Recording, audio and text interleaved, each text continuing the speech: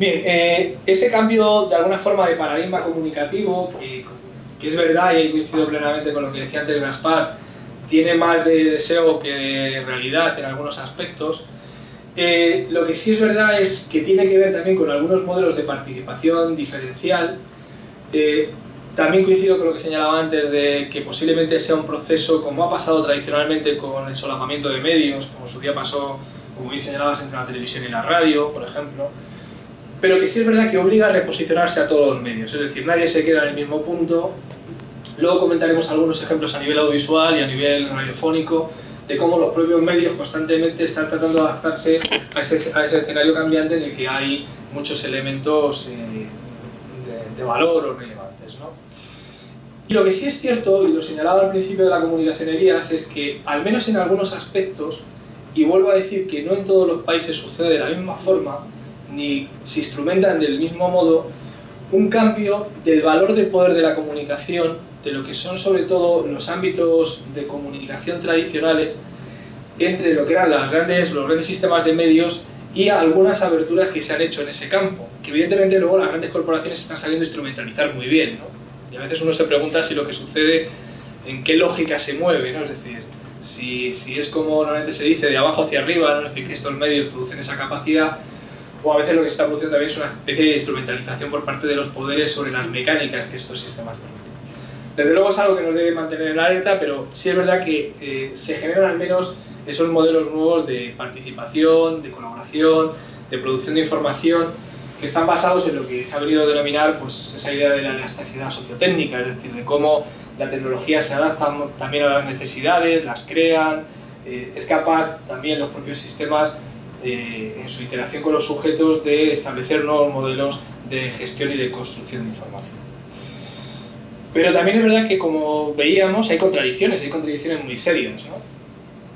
Decía Gaspar que la idea del prosumer, ¿no? Que es ya incluso el término es muy marketingiano, como sucede con la web 2.0, etcétera, que es algo que está ahí como en una expectativa que no acaba de llegar exactamente como se piensa, ¿no? Pero también en ese sentido existen otras contradicciones que tienen que ver con esa idea de lo que es la idea del prosumer, ¿no? De consumidor que a su vez es capaz de producir. Por ejemplo, Richter tiene en la teoría crítica que tiene de la cocreación, plantea una cuestión, ¿no? Que es muy interesante y que luego está en muchos. De Jarvis habla de ella, yo creo que es un tema, es un tópico que está ahora en el debate también en la red. Cuando nos piden que produzcamos, utilizan una metáfora muy interesante en este caso con lo de la teoría de la cocreación, nos piden que creemos que seamos productores de información o gestores de la información existente. En muchas ocasiones lo que nos están pidiendo es como, el modelo que ponen es como el del antiguo oeste, ¿no? Es decir, abren un campo nuevo, lo cercan, el propietario del servicio pone la cerca y deja que los demás llenemos aquello con el ganado, ¿no? Porque ¿qué pasa realmente cuando subimos vídeos a YouTube?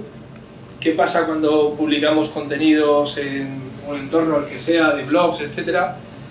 ¿Qué pasa como cuando, hoy también lo comentábamos, Facebook se ha convertido no solamente en una red fundamental, sino en un sistema de acceso más importante que OpenID para tener un acceso único a cualquier servicio dentro de la red, que supone automáticamente que todos los datos que yo tengo ahí, todo el segmento de datos que yo y de consumo que esté haciendo, está siendo procesado por una compañía que tiene su data center y su sistema de lógica y de minería de datos en este caso en Estados Unidos, en otros sitios.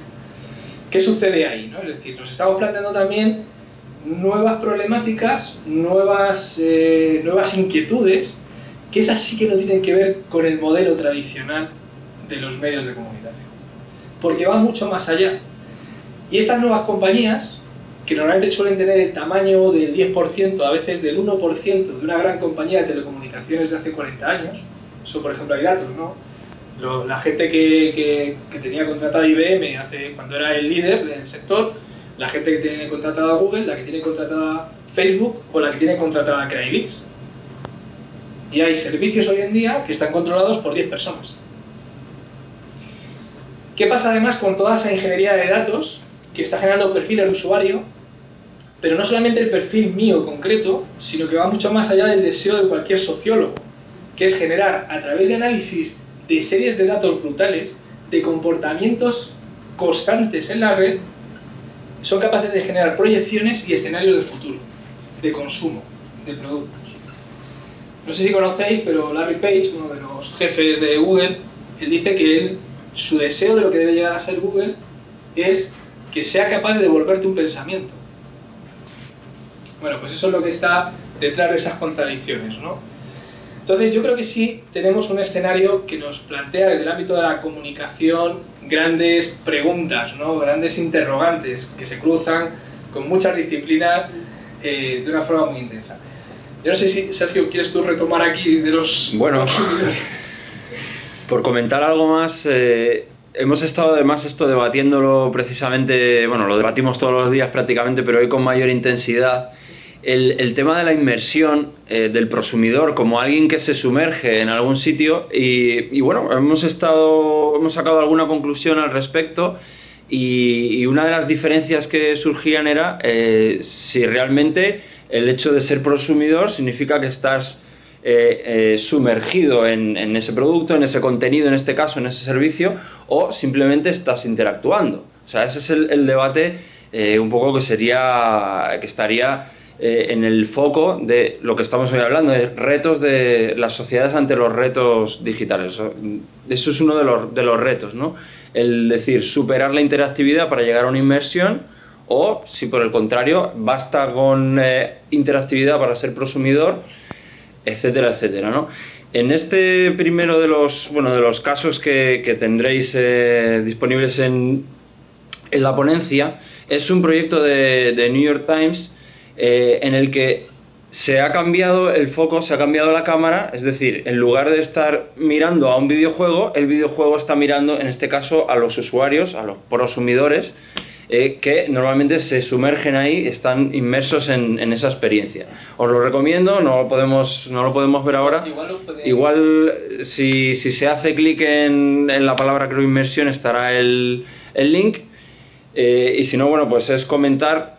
Es un estudio audiovisual más que científico, pero es muy interesante ver cómo reaccionan esos usuarios a un videojuego que generalmente, creo recordar que era Street Fighter, bueno, un videojuego violento de lucha, y cómo es la reacción de esos usuarios y cómo crean un vídeo de 2 minutos, un vídeo que habla por sí mismo de cómo es eso de la diferencia entre la interactividad y la inmersión, si es que existe, ¿no?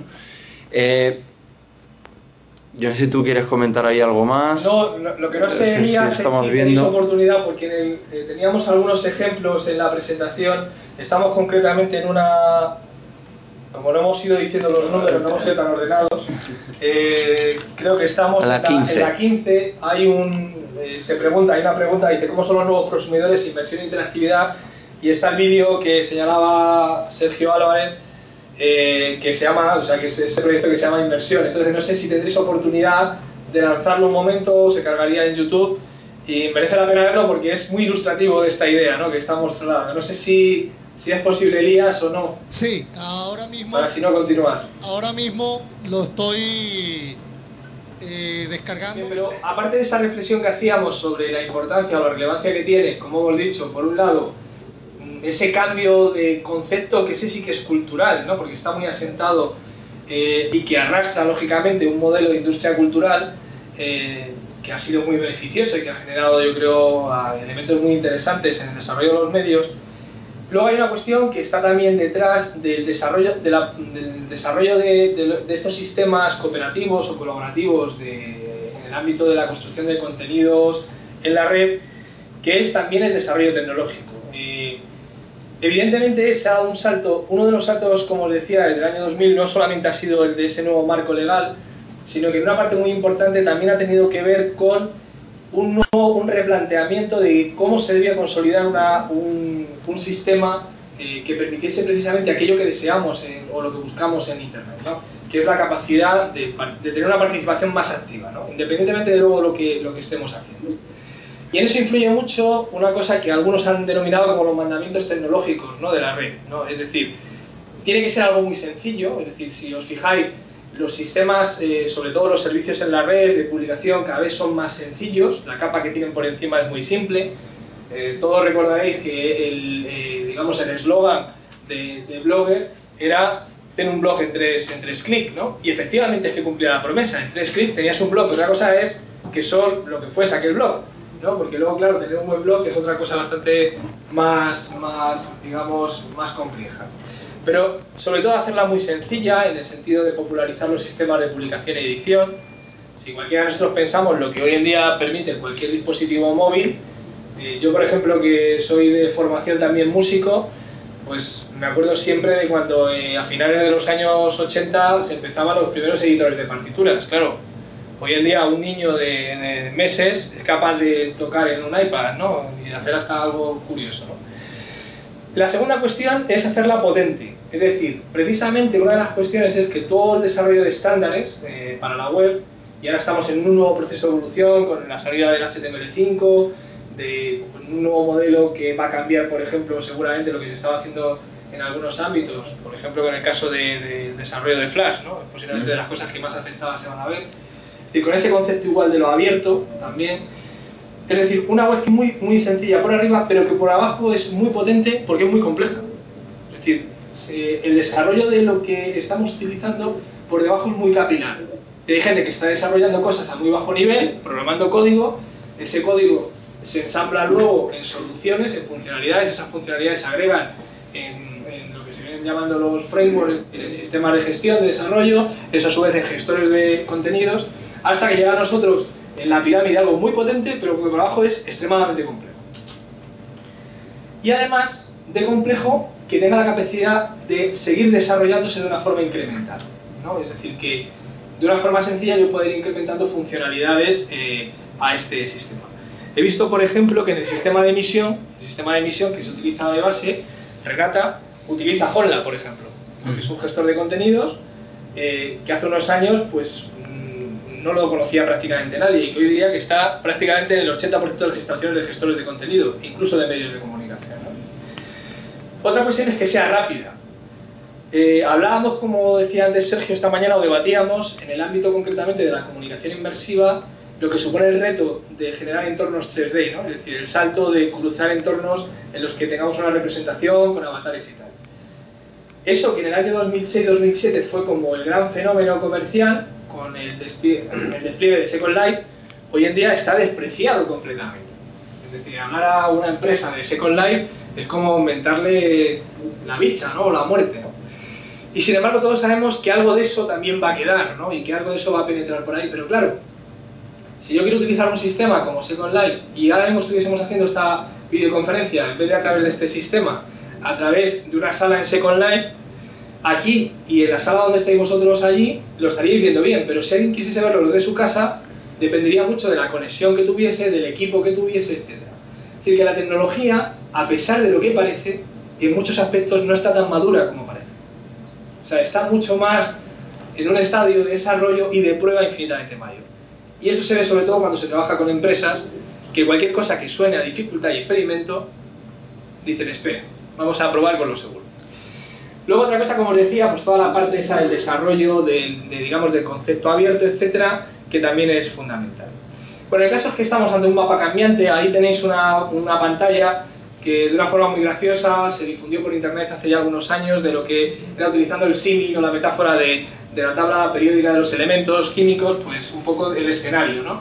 Y ahí lo traemos a colación porque nosotros en el ámbito de la investigación que está desarrollando, en la pantalla 18, que está desarrollando SonMedia, a través del proyecto de investigación que dirige Francisco García en la Universidad Complutense, a través del grupo SonMedia, que es Sonnativo Digital, el primer paso que intentamos hacer en ese proyecto era establecer como una cartografía, ¿no? Una cartografía móvil, y generamos un poco ese modelo, porque de alguna manera los investigadores que estamos en este campo recuerda un poco a aquellos navegantes que empezaron a trazar la cartografía del mundo, ¿no? Es decir, a dibujarlo, y que al principio pues todos recordamos cómo son esos primeros mapas del mundo, ¿no? Pues con muy poca precisión, pero que ya tenían algo, ya tenían una aproximación a esa realidad, ¿no? Bien, entonces hemos hecho ahí una especie de tipología que a nosotros nos parece que es importante desde el punto de vista de cómo agrupa digamos, los servicios y contenidos digitales abiertos en 3 bloques que tienen que ver mucho con los hábitos de consumo de los usuarios. Todos aquellos servicios que tienen una lógica y que tienen una relevancia desde el punto de vista de la creación del contenido, es decir, de publicación, compartir contenidos, etc. Otra rama que tiene que ver con la gestión de relaciones y de comunicación interpersonal, sobre todo. Y otra que tiene que ver con la gestión de información, es decir, con esa función que antes señalaba de contribuir a levigar, ¿no? Digamos, a intentar sacar de todo el magma de contenidos, que luego Sergio dará algunas cifras sorprendentes de la cantidad de producción que hay en la red, Manuel. pues intentar ayudar a los demás a encontrar esa información. Manuel. Sí, perdona. Para ir cerrando 5 minutos de manera tal de que creo que es interesante, digamos, para generar ese proceso de proconsumidores que vosotros habéis estado charlando, generar un proceso de mayor interactividad con los asistentes. Vale. Entonces, para ir un poco cerrando la idea, que también la habéis expuesto los cuatro. En presencia. Vale, pues le cedo estos minutos a Sergio porque teníamos muchas cosas que tenéis ahí y que seguramente luego tendremos oportunidad de debatir para que él aborde otro aspecto de la presentación. Bien, pues muchas gracias, Manuel, por ayudar a ese debate y provocaros un poquito más. Si os parece, podemos pasar a... no sé qué diapositiva, estaríamos en la 20, me parece. Sí, en la 20. Bueno, increíble, ¿eh? En la diapositiva 20, lo que os comentaba Manuel sobre que es un mapa cambiante, no solo en su calidad o en su forma, en su orografía, sino también en su cantidad.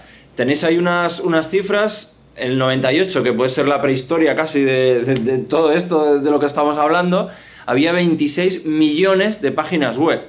Y en 2008 hablamos de 1 millón de millones, por no utilizar el término anglosajón, 1 millón de millones de URLs únicas, es decir, de URLs que a su vez pueden tener otras tantas, ¿no? Es bastante potente.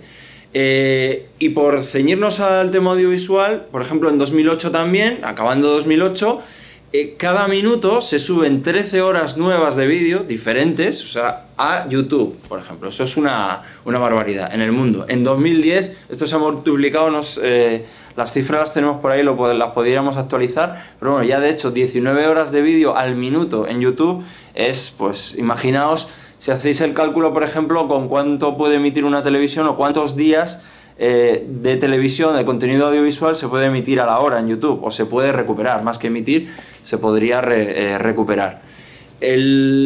Por seguir provocando y hablando de los retos, el tema de lo que Manovich llama los more media, es decir, claro, el mogollón, no sé cómo lo llaman allí en Colombia, aquí el mogollón, en inglés está muy bien dicho, el more media, más medios, venga, más medios. Claro, toda esta cantidad al final se traduce en calidad entendida como diversidad, ¿no? Y ahí surgen pues unos nuevos canales y sobre todo nuevos contenidos, evidentemente, que en muchos casos repiten, como decía Gaspar, repiten viejos modelos, pero bueno, también ahí encontramos pues pequeñas experimentaciones, pequeñas o grandes también, una serie de canales o de contenidos o de formatos, porque los soportes sí que son los que son, pueden evolucionar algo más, que, pues como los que tenéis en la diapositiva, creo que estaríamos ya en la 21, ¿no? Desde la web TV a el vídeo en el móvil, mundos virtuales en 3D, algunos como el llamado cross media, que es, comentaba Gaspar antes, así pues esa simbiosis entre medios, pero multiplicada por todos los medios que os podáis imaginar, no solo ni siquiera los digitales. Hace bien poco, como noticia así curiosa, decía Radiohead, el grupo de música, había sacado un periódico, y no sé qué periódico había sacado un álbum de música, era la contradicción, ¿no? Un periódico de papel para vender en la calle, no para promocionar el disco, sino para contar otras cosas complementarias a las que cuenta su música. O sea, no estamos hablando estamos hablando de cross media o transmedia.